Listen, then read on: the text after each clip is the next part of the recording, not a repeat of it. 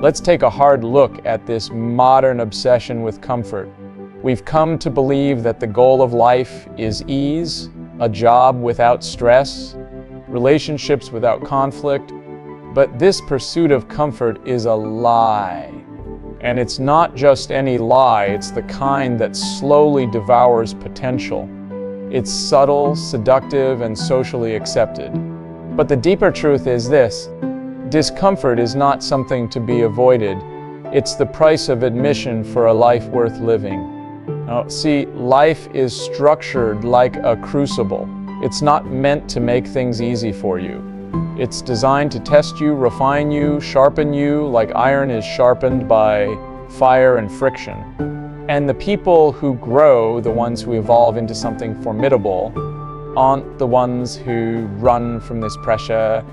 They're the ones who face it head on, eyes wide open, hearts exposed, not because they enjoy pain, but because they understand that it's the path to becoming something greater than they were. You know, think about your body. You don't build muscle by resting, you build it by tearing it.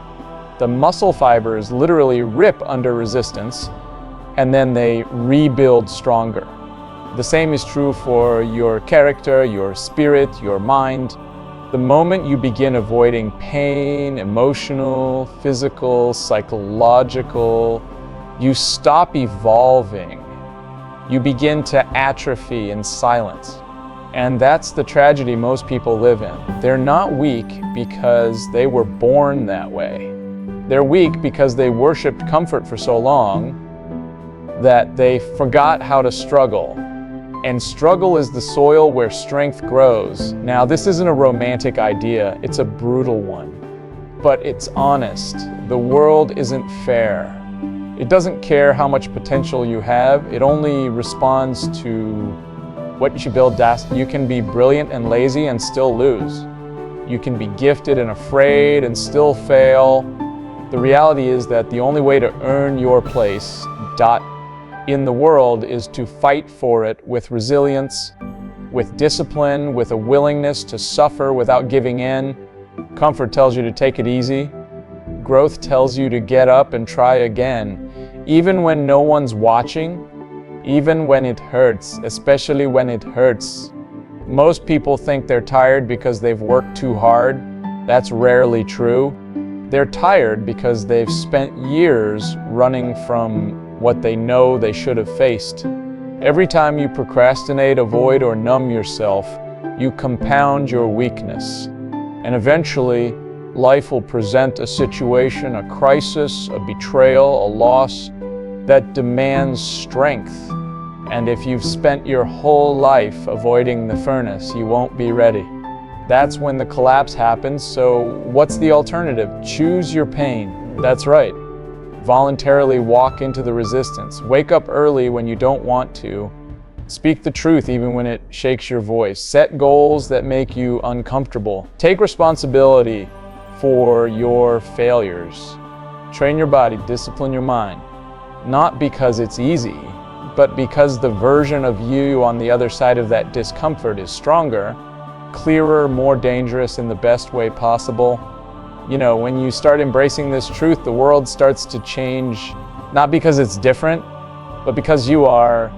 The same problems come, but you're not knocked over by them anymore. Or the same doubts arise, but you don't surrender to them. The chaos doesn't go away, but you learn to move through it with precision. And that, ironically, gives you the kind of innate peace that comfort never could. Not the soft kind of peace that comes from being untouched, but the deep kind that comes from knowing you can face anything. And you must, because life is not meant for the weak. Not because the weak don't deserve compassion, but because weakness itself can't bear the weight of life.